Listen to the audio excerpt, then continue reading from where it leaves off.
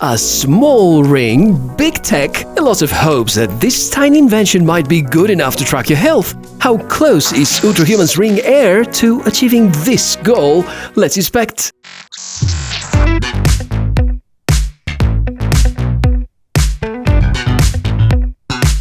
This here is supposed to be the kind of tech which is going to compete fitness trackers now in 2024.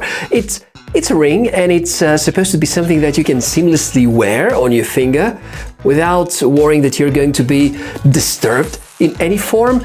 And it's supposed to have greater success rate at measuring your health data, especially if you have tattoos, because it's very unlikely that you have tattoos on your fingers. This in particular is the Ring Air by the company Ultrahuman, something rather fresh on the market, subscription-free, and promising a whole lot of great features. And which are the good and the not so good sides, and how close or far it is from becoming a true fitness tracker? Let's dive into it. Ultrahuman Ring Air arrives right on time when Oura Ring is something like what iPhone is in the mobile industry, at least at the moment. Ultrahuman are paving the road by offering great combo of features at a not too unacceptable price and not locking you in any subscription plans yet. The India-based company is already known for their commitment to fitness and other health-related products, and Ring Air feels like a natural extension to the company's quite exciting portfolio. Before the unboxing, let me explain that in order to get your ring, and you can do this via the link from the video description, it is important to know your correct size. So you first need to get the so-called sizing kit. It contains a number of dummy rings in different sizes, which you can put on your fingers and get the sense which one fits you best. Note that a few minutes of wearing are usually not enough. You better wear it for a day or two and figure out whether it is too tight or too loose, or if it feels like the perfect match. If it does, go ahead and order it in this size. Inside the box, Ultrahuman placed a leaflet advising you about which are the most commonly used fingers and what sort of senses you have to pay attention to. And I still have the feeling that the actual ring is thinner than the dummy kit by a very narrow margin. Once you get your Ring Air, the box is going to look something like this. The ring is of course inside. Ultrahuman have some impressive documentation and guidance to show you.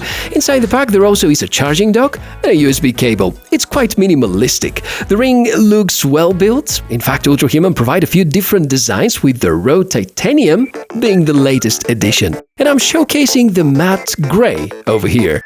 You're gonna notice health tracking sensors on the inside. This is where also the processing tech lays, as well as the battery. It's all of course well sealed, and you won't feel any of these components directly. The Ring Air feels like any other non-smart ring. Before I dive into the experience part, let me bring in a short list with the most interesting features though. Width is 8.1 millimeters, thickness close to 2.5 millimeters, weight varies between 2.4 and 3.6 grams depending on the size. There's BLE5 for communication, infrared PPG sensor, skin temperature sensor, 6-axis motion sensors, 24 mAh battery, and the smartphone app is called Ultrahuman. So, a pedometer, a heart rate tracker, a blood oxygen saturation tracker, motion sensors.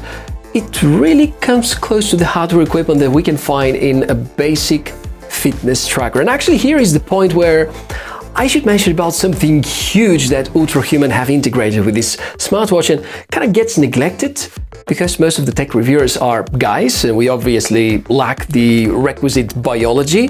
But I think this smart ring is very suitable for their female fan base because, well, there's menstrual cycle tracking, which seems to be really well implemented, and probably together with the temperature sensor in the future, Ultrahuman could develop an even more advanced algorithm that can detect certain stages of these cycles.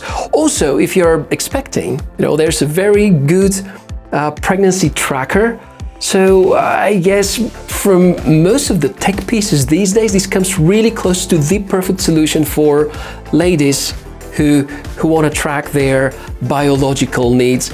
And I think this is really important, something to be appreciated. And kudos to Ultrahuman's team about paying attention to that many details. And this includes, of course, a lot more. Now, I invite you to explore together with me some of the use cases and best practices, and of course, get to analyze all this collected health tracking data.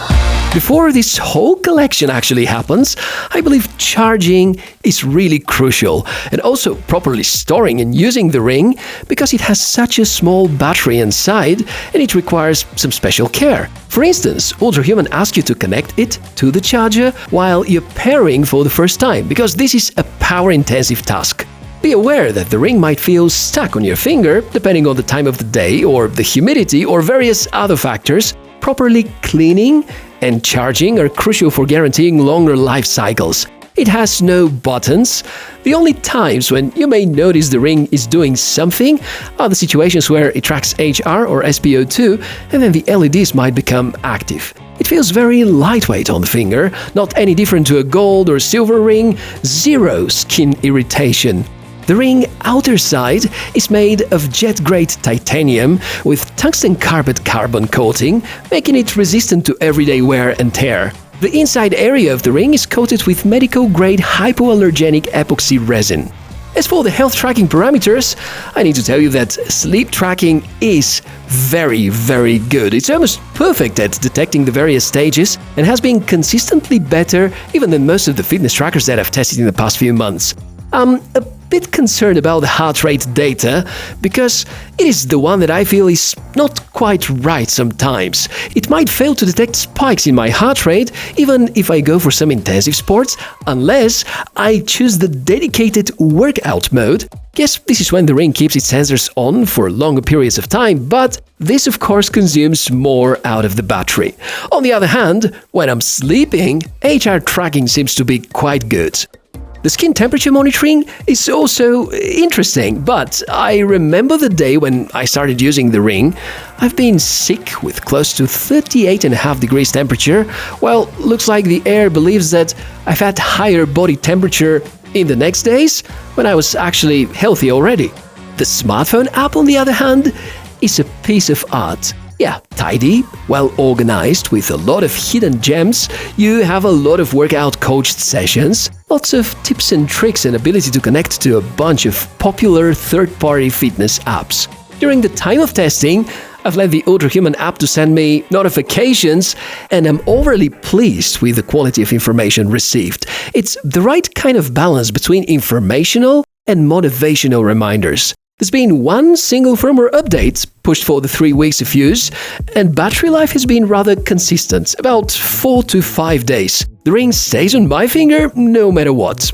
If I have to talk about drawbacks, this won't be that easy. The only big question bothering me right now is related to the battery endurance, something I'd be able to rate in 18, probably 20 months from now on. I wish there are some more color options and an edition with slightly bigger battery, probably a Pro version, because some people can easily tolerate even bigger rings. Oh, and I wish to see somewhat faster charging too. In the end, it's remarkable how much data can be collected through such a super small piece of tech. And let's answer to some questions. Is it really better than a fitness tracker? Well, maybe not yet. And to address the elephant in the room, is it better than the Oura Ring?